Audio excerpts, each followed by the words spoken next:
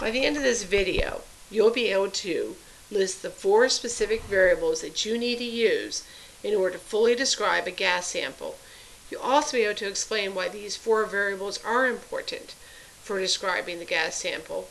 And lastly, you'll be able to use kinetic molecular theory, which is how particles move, in order to predict how a change in one variable is going to affect or impact another variable. So gases have no attractive or repulsive forces, meaning that they don't stick together like a solid would, and they don't specifically repel each other either. Therefore, each gas particle is going to move independent of the others, and they're going to end up spreading out and filling up their volume. When they're done, the space between gas particles is going to be relatively large in comparison to the size of the gas particle itself. And as a result, the gases are going to have what we call an indefinite volume and an indefinite shape. But this also causes a problem. The reason why is, if you're telling somebody else about your gas, you cannot just say what the volume is of that gas. Since the volume is not definite, it can change. So you need more information in order to fully describe that gas. Volume is part of it, but you also need to describe the pressure and the temperature of the gas, and finally how much of the gas you have, or the amount. This amount is going to be expressed in moles.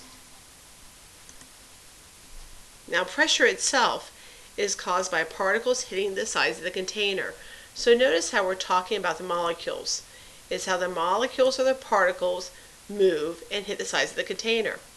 Down here we have several pictures of gases in a flask, and as the gases move, they eventually hit the sides of the container. When they do, they cause a certain amount of pressure. So there's going to be 2 main things that affect how much pressure we have. First is how often the particles hit the sides of the container, and the second is how hard the particles hit the sides of the container. Now there's 2 main types of containers that you need to be concerned with.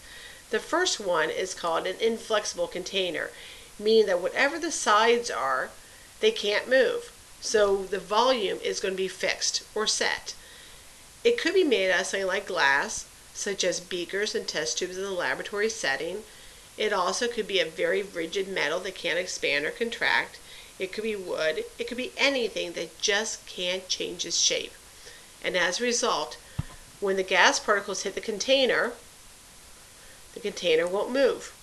And the pressure is only impacted by how hard and how often those particles hit the side of the container.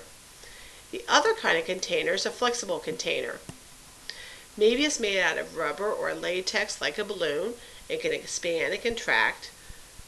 Maybe it's something like a syringe that has in medicine where they give you a shot in the doctor and they push the syringe in and make the container a smaller volume.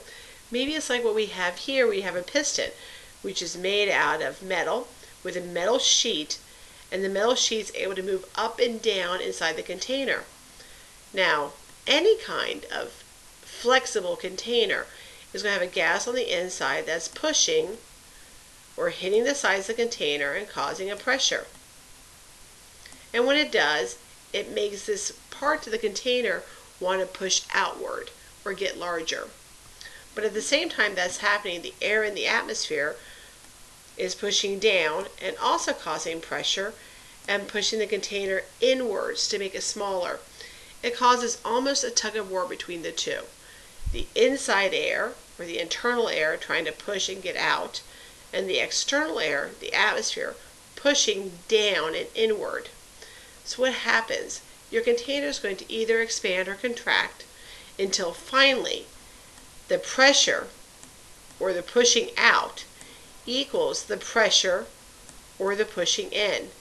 And as a result, when you're done, the container will have whatever volume it needs, so that the outside pressure, called the external pressure or the atmospheric pressure, is equal to the internal pressure or the pressure of the gas itself. So in one case, the pressure can be different from the atmosphere, but in the flexible container, the volume is going to change until finally the pressure inside equals the pressure outside.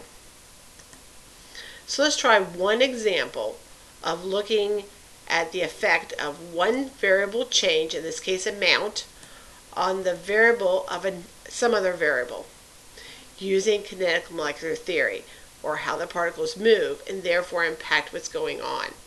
We have two different containers with two different amounts or number of moles of gases. In the first one, we don't have as many gas molecules. They move and they hit the sides of the container, and they cause a certain amount of pressure. In the second container, we have more gas particles put inside. We have a greater number of moles of gas. And as a result, provided the container is the exact same volume and the temperature is the same, these particles are going to hit more often, simply because there's more of them. So the relationship between the number of moles and the pressure is directly proportional. When one goes up, the other one goes up too. So to recap that, if you have more gas particles, you're going to have more collisions with the sides of the container. And as a result, when your amount of gas increases, or the moles, the pressure is going to increase too. We call this directly proportional. We can show this on a graph if we wanted to, by having pressure on one axis and the number of moles on the other. And when you do, and you graph your relationship, it's going to be in a straight line or a constant slope. Algebraically, we can show this as well.